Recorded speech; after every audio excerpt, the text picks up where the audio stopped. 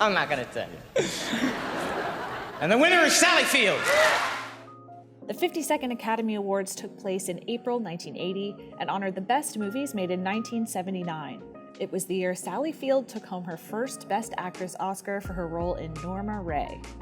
Before Sally Field was an Oscar winner, she was a bona fide TV star. Today, it might seem natural for an actor to transition from one medium to the other, but for many years, a stigma against television prevented this exchange.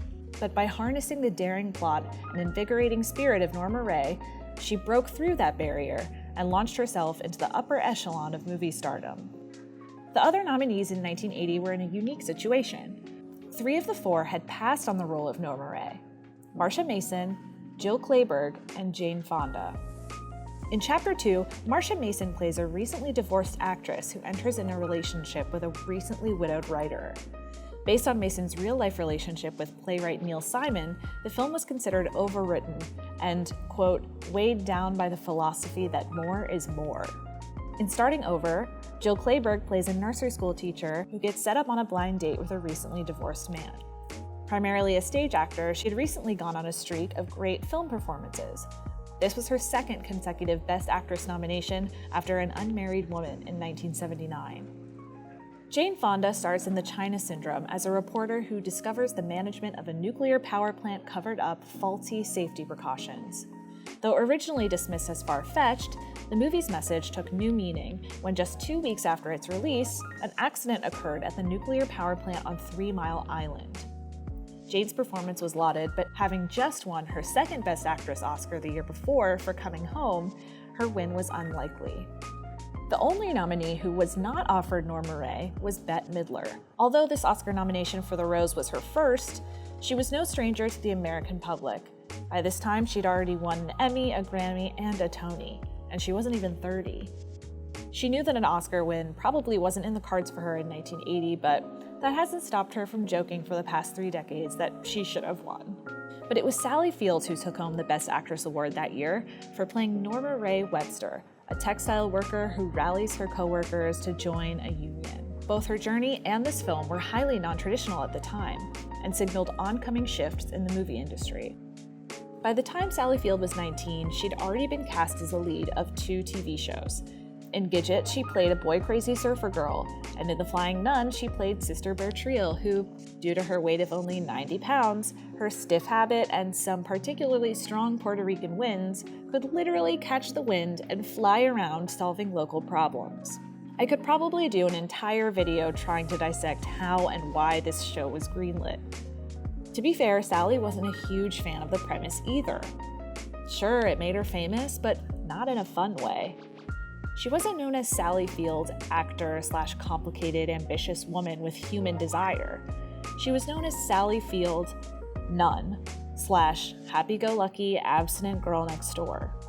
The show's innocence and whimsy clashed with a society undergoing a sexual revolution and social upheaval, and it became an easy punchline for comedians.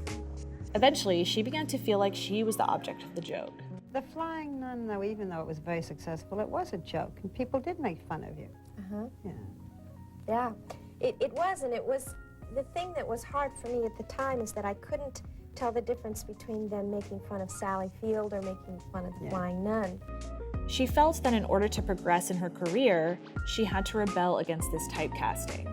Even though it's a comedy series, that image of you is so indelibly in people's minds as a nun that the idea of you having a baby is very, very odd. Not to you, maybe, but to us. I know that's a sad thing. I don't like that, really. Do you like to play on the stage, or would you I like to tell play you, in you know what films? I'd really like to do right about now? I'd like to do a really fantastic nude scene. Or a Right a about four-way... now? Not this one. Like this Really? No, in my life. I mean, you know, when I get home or something. Want to direct something again? Yes, please. Or a Imagine, four-way sex scene or something like that. Hoping to sharpen her acting skills and to some degree gain legitimacy, she enrolled in the Actors Studio with Lee Strasberg, where actors like Marlon Brando, James Dean, and Jane Fonda had learned their craft. Things began to change in 1976 when she appeared in the film Stay Hungry in what she's called her first real role. Shortly thereafter, she won the lead role in the TV miniseries Sybil, in which she plays a woman with dissociative personality disorder. Her performance earned her an Emmy, and with roles in films like Smokey and the Bandit on the table, she had hope that more challenging and serious roles would present themselves. Yet with each new film, she felt her roles grow smaller, less interesting, and less vital to the picture.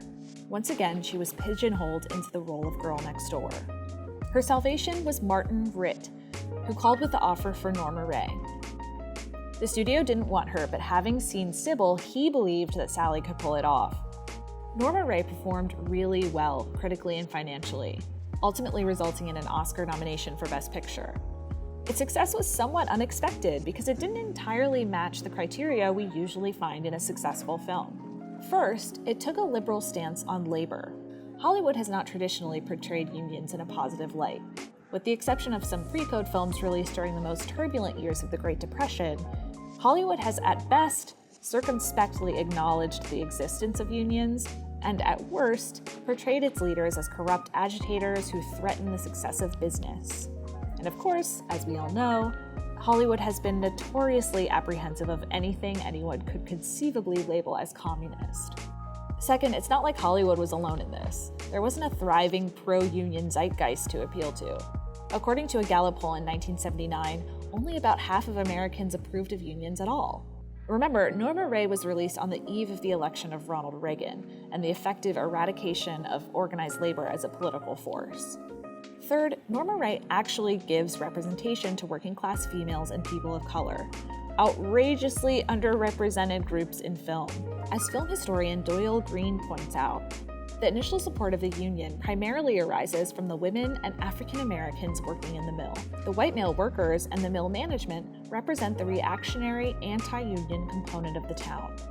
All of these points would suggest a lukewarm, or more optimistically, a niche interest response to the film. But the public and the critics loved it.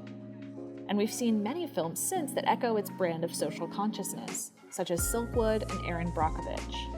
Norma Rae's success is of course undoubtedly linked with Sally's performance, which is gritty and spirited. She turns Norma's flaws around and uses them to empower her.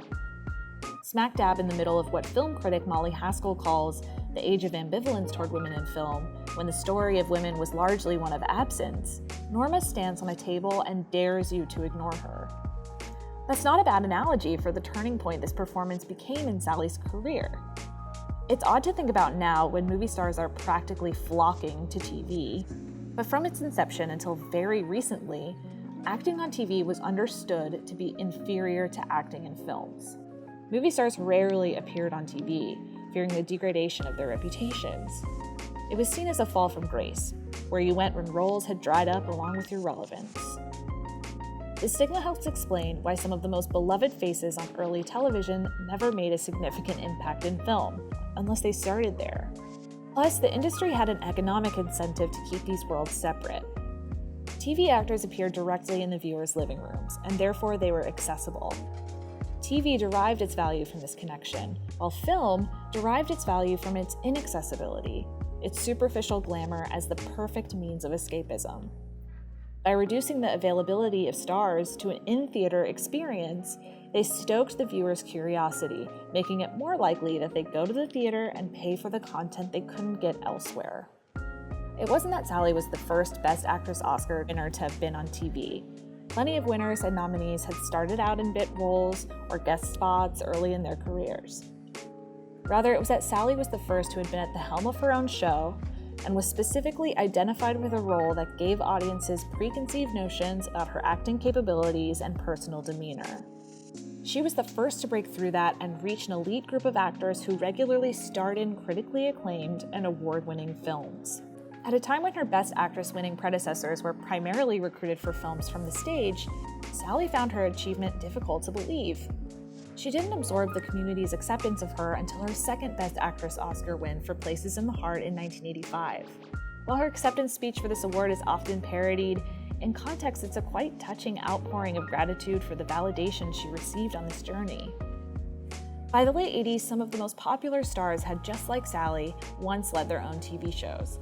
Robin Williams, Tom Hanks, Cher, and Bruce Willis, to name a few. Perhaps Sally Field will never shake the label of being a former TV star. All right, why am I to curse off with the Flying Nun? But she also belongs to an exclusive club of women who have won the Best Actress Oscar twice. And if that doesn't make her a huge movie star, I don't know what would. Channeling the defiant and progressive spirit of Norma Rae, she forged her own path to stardom and opened doors for other actors to follow. If you liked this video, be sure to like and subscribe. Thanks for watching. Bye.